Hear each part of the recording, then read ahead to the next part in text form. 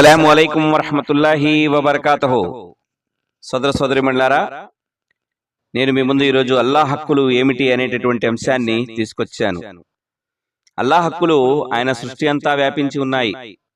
అల్లాహే సర్వసృష్టికర్త. ఆయనే ఈ సర్వాన్ని పరిపాలించేవాడు. ఆయన సంపూర్ణ వివేకంతో ప్రతిదానిని ఈ విశ్వంలో సృష్టించాడు.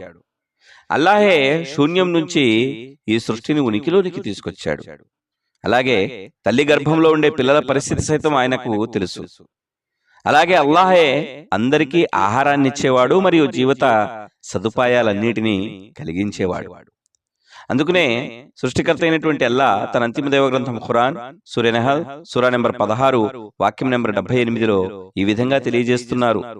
అల్లాహ్ మిమ్మల్ని మీ మాతృ గర్భాల నుండి మీకేమీ తెలియని స్థితిలో బయటికి తీశాడు. మీ కొరకు చెవులను, కళ్లను, హృదయాలను తయారు చేసినది ఆయనే. మీరు కృతజ్ఞులుగా వ్యవహరిస్తారని చెప్పడం జరుగుతుంది. అల్లాహ్ ఎవరికైనా జీవనోపాధిని నిలిపివేస్తే అతను నాశనమైపోతాడు.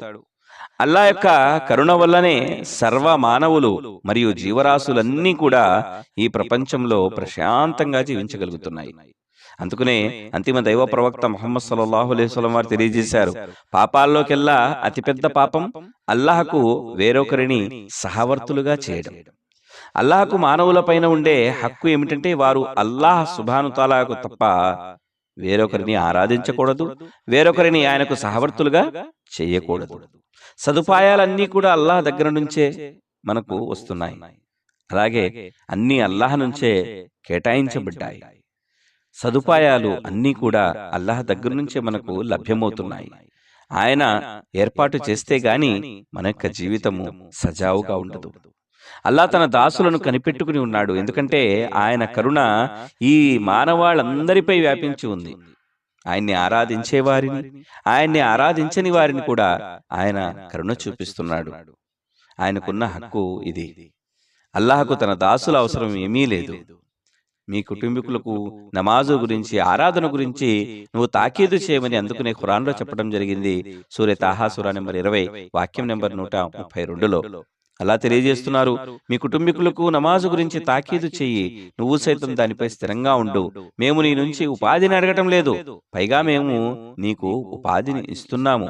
చివరికి మంచి జరిగేది భయభక్తులకే అని చెప్పడం జరుగుతుంది. సోదరులారా, సోదరిమణులారా, ఈ సృష్టించడం గల కారణం ఏమిటి? మరి మానవులను అల్లాహ్ అంటే అల్లాహ్ తన దాసుల నుండి కోరేదేమిటి అంటే అల్లాహ్ తెలియజేస్తున్నారు, కేవలం నేను మానవులను, జిన్నాతులను కేవలం నన్ను ఆరాధించడానికి మాత్రమే నేను వారిని సృష్టించాను అని. అంటే వారి నుండి జీవనోపాధిని కోరడం లేదు, వారు నాకు అన్నం పెట్టాలని కూడా నేను కోరడం లేదు. అల్లాహే స్వయంగా అందరికీ ఉపాధిని సమకూర్చేవాడు. ఆయన మహాశక్తిశాలి, మహాబలుడు. కాబట్టి ప్రతి ముస్లిం విధి ఏమిటంటే అల్లాహ్ను విశ్వసించాలి, ఆయనకు ఆరాధనలో ఎవరిని సాటి చేయకూడదు, తనకు తాను అల్లాహ్కు సమర్పించుకోవాలి. అనగా ప్రతి ముస్లిం కూడా తన జీవితాన్ని, ఇస్లాం జీవితం మొత్తం అల్లాహ్ యొక్క నిబంధనలతోనే గడపాలి. అప్పుడు ఏమవుతుంది అంటే దీవెనలు కూడా అల్లాహ్ దగ్గర నుంచి మనకు లభిస్తాయి. అల్లాహ్ను ఆరాధించడంతో పాటు సర్వత్రా కృతజ్ఞతలు చెల్లిస్తూ ఉండాలి. మీ దగ్గరున్న భాగ్యాలన్నీ అల్లాహ్ ప్రసాదించినవే.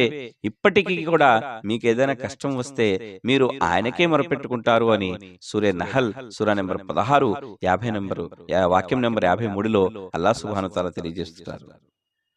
అలాగే మనం మనస్ఫూర్తిగా కష్టపడటం హక్కు. ఇది అల్లాహ్ యొక్క హక్కు. అల్లాహ్ తన దాసులకు ఆరాధన విషయంలో సులభతరాన్ని నేర్పాడు, కానీ వారిని ఇబ్బందికి గురి చేయాలనుకోవడం లేదు. అందుకనే అల్లాహ్ సుబ్హానహు తఆలా ఖురాన్లో సూరా హజ్ సూరా నెంబర్ 22 వాక్యం నెంబర్ 78లో ఈ విధంగా తెలియజేస్తున్నారు, అల్లాహ్ ప్రసన్నత కోసం పాటుపడవలసిన విధంగా పాటుపడండి. ఆయన మిమ్మల్ని ఎన్నుకున్నాడు. ధర్మం విషయంలో ఆయన మీపై ఎలాంటి ఇబ్బందిని ఉంచలేదు. మీ పితామహుడైన ఇబ్రాహీం అలైహిస్సలాం ధర్మానికి కట్టుబడి ఉండండి అని ఈ ఖురానుకు పూర్వం కూడా ఆయన అల్లాహ్ మిమ్మల్ని ముస్లింలుగానే నామకరణం చేశాడు. మరి ఇందులో కూడా మీ పేరు ఇదే. దైవ ప్రవక్త మీపై సాక్షిగా, మీరు మానవాళిపై సాక్షిగా ఉండటానికి ఈ విధంగా చేయబడింది. కనుక మీరు నమాజును నెలకొల్పండి, జకాతును చెల్లించండి, అల్లాహ్ను స్థిరంగా ఆశ్రయించండి. ఆయనే మీ సంరక్షకుడు. ఆయన ఎంత చక్కని సంరక్షకుడు, మరెంత చక్కని సహాయకుడు అని అల్లాహ్ ఈ ఖురాన్ వాక్యంలో తెలియజేయడం జరుగుతుంది. కాబట్టి మనం మనస్ఫూర్తిగా అల్లాహ్ను ఆరాధించాలి. అల్లాహ్ తన దాసుల నుండి కోరేది ఏమిటంటే అల్లాహ్ను మనస్ఫూర్తిగా ఆరాధించటం మరియు మంచి పనులు చేయడం, అలాగే 5 పూటల నమాజు చేస్తూ పశ్చాత్తాపం చెందుతూ ఉండటం, ముస్లింలు ప్రవక్త సాంప్రదాయం ప్రకారంగా ఉత్తమంగా నమాజుని ఆచరించడం, అలాగే ఈ యొక్క ధర్మ సందేశాన్ని ప్రజలకు కూడా అందజేయటం. కాబట్టి ఎల్లవేళలా మీరు అల్లాహకు భయపడుతూ ఉండండి. అల్లాహ్ సుబ్హానహు తాలా ఆజ్ఞలను మనకు తెలియజేయటం జరుగుతుంది. సూర తగాబున్ సూరా నెంబర్ 64 వాక్యం నెంబర్ 16లో అల్లాహ్ సుబ్హానహు తాలా ఇలా తెలియజేయటం జరుగుతుంది. ఎల్లవేళలా మీరు అల్లాహకు భయపడుతూ ఉండండి, ఆజ్ఞలను వినండి, విధేయత చూపండి, దైవ మార్గంలో ఖర్చు చేస్తూ ఉండండి. ఇది స్వయంగా మీకే శ్రేయస్కరం. ఎవరైతే తమ ఆత్మలోభత్వం నుండి రక్షించబడ్డారో వారే సాఫల్య భాగ్యం పొందినవారు అని అల్లాహ్ సుబ్హానహు తాలా తెలియజేస్తున్నారు. అలాగే అంతిమ దైవ ప్రవక్త ముహమ్మద్ సల్లల్లాహు అలైహి వసల్లం వారు హదీసులో తెలియజేస్తున్నారు, నమాజు చేసేటప్పుడు నిలబడటం చేత కాకపోతే కూర్చుని అయినా మీరు నమాజుని ఆచరించండి, అదీ కాకపోతే పడుకునైనా నమాజు చేయండి అని. ఈ హదీస్ ద్వారా మనకు అర్థమయ్యే విషయం ఏంటంటే నమాజు మన జీవితంలో ఎంత ముఖ్యమైనటువంటి ఆరాధన మనకు అర్థమవుతుంది. ఇది అల్లాహ్ యొక్క హక్కును నిర్వర్తించడంలో మొదటి ప్రాధాన్యత కలిగి ఉన్నటువంటి అంశం.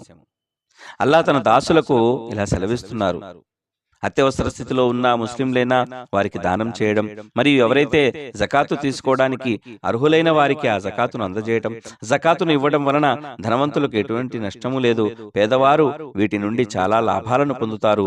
అల్లాహ్ తన దాసులకు రంజాను నెల మొత్తం ఉపవాసాలు ఉండమని కోరుతున్నాడు.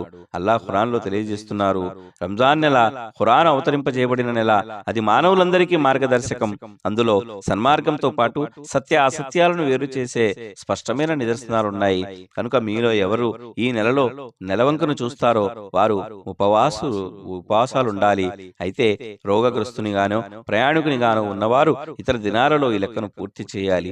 అల్లాహ్ మీకు సౌలభ్యాన్ని సమకూర్చదలుచుకున్నాడే గాని మిమ్మల్ని కష్టపెట్టదలచటం లేదు. మీరు ఉపవాసాల నిర్ణీత సంఖ్యను పూర్తి చేసుకోవాలన్నది తాను అనుగ్రహించిన సన్మార్గ భాగ్యానికి ప్రతిగా ఆయన గొప్పతనాన్ని కీర్తించి తగు రీతిలో మీరు ఆయనకు కృతజ్ఞతలు తెలుపుకోవాలన్నది అల్లాహ్ అభిలాష. ఈ విషయాన్ని అల్లాహ్ సూరే బఖ్రా సూరా నెంబర్ 2 వాక్యం నెంబర్ 185లో తెలియజేయడం జరిగింది. అలాగే హజ్ చేయటం. ప్రతి ముస్లిం తన జీవిత కాలంలో ఒక్కసారైనా కాబా మస్జిద్ హరాంను సందర్శించి హజ్ యాత్ర చేయడం, అలాగే అల్లాహ్ బోధించిన వాటిని పాటించటం మరియు నిషేధించిన వాటిని వదిలివేయటం ముస్లింల విధి. ఈ విషయాలు ఏవైతే ఈ రోజు మీ ముందు తెలియజేయటం జరిగినావో ఇవన్నీ కూడా అల్లాహ్ నిబంధనలను పాటించటం, ఇవి పాటించటం ముస్లింల యొక్క ప్రధానమైనటువంటి విధి. అల్లాహకు భయపడే వారికి ఇది కష్టమైన పని కాదు, ఇది వారి కోసం ప్రత్యేకంగా చేసుకుంటున్న పుణ్యాలు. ఇదే విషయాన్ని అల్లాహ్ సుబ్హానహు తాలా తన అంతిమ దేవగ్రంథం ఖురాన్ సూరతుల్ ఆల్ ఇమ్రాన్ సూరా నెంబర్ 3 వాక్యం నెంబర్ 185లో తెలియజేస్తున్నారు. ప్రతి ప్రాణి మృత్యు రుచి చూడవలసిందే. ప్రళయ దినాన మీరు అందరూ మీ కర్మల పూర్తి ఫలితాన్ని పొందుతారు. అప్పుడు ఎవరు నరకాగ్ని నుండి కాపాడబడి స్వర్గంలో ప్రవేశం కల్పించబడతాడో అతడు నిశ్చయంగా సఫలీకృతుడయ్యాడు. ప్రాపంచిక జీవితమైతే ఒక మాయా వస్తువు తప్ప మరేమీ కాదు. కాబట్టి సోదరులారా, సోదరిమణులారా, ఇప్పుడు మనం తెలియజేసుకున్నటువంటి విషయాలన్నీ కూడా ఇవి అల్లాహ్ హక్కులు. కాబట్టి వీటిని, ఈ హక్కుల్ని నిర్వర్తిస్తూ మనం జీవితం గడపటమే అసలు సిసలైనటువంటి మన యొక్క విధేయత జీవన విధానం, అంటే ముస్లింగా జీవితం గడపటం అన్నమాట. ఎందుకంటే చివర్లో మనకు మిగిలేది అల్లాహకు భయపడేటటువంటి ఈ జీవితమే మనకు పరలోకంలో లభించేది. ఎందుకంటే మరణం అనేది తథ్యం, దాని తర్వాత మళ్ళీ మనం ఆయన వైపునకు మరలి వెళ్ళటం ఇది సత్యం. ఆయన ముందు నిలబడి మనం చేసుకున్నటువంటి కర్మలకు సమాధానం చెప్పుకోవడం కూడా సత్యమే. కాబట్టి ప్రాపంచిక జీవితం ఏదైతే ఉందో ఒక మాయా వస్తువుని అల్లాహ్ సుబ్హానహు తాలా ఈ వాక్యంలో తెలియజేశారు. ఎందుకంటే ఈ యొక్క ప్రాపంచిక జీవితం అంతమైపోయేది, ఇది నిత్యం ఉండేది కాదు, అనిత్యం. ఇది నిత్యముగా అనిత్యం కాకుండా నిత్యముగా ఉండేది ఏదంటే అది పరలోకం. కాబట్టి ఆ పరలోకాన్ని పొందాలంటే మనం అల్లాహ్ యొక్క హక్కుల్ని నిర్వర్తించి మనం జీవితం గడపాలి. కాబట్టి సృష్టికర్త అయినటువంటి అల్లాహ్తో చివర్లో నా యొక్క దుఆయమనగా, వల్ల మేము సమస్త నీ యొక్క హక్కులను నెరవేరుస్తూ జీవితం గడిపేటటువంటి సద్బుద్ధిని మా అందరికీ ప్రసాదించు. వల్ల మాకు ఇహ మరియు పరలోకాల్లో సాఫల్యాన్ని ప్రసాదించు. ఆమీన్. వాఖిరు దావానా అల్హమ్దులిల్లాహి రబ్బిల్ ఆలమీన్. అస్సలాము అలైకుం వరహ్మతుల్లాహి వబరకాతుహు.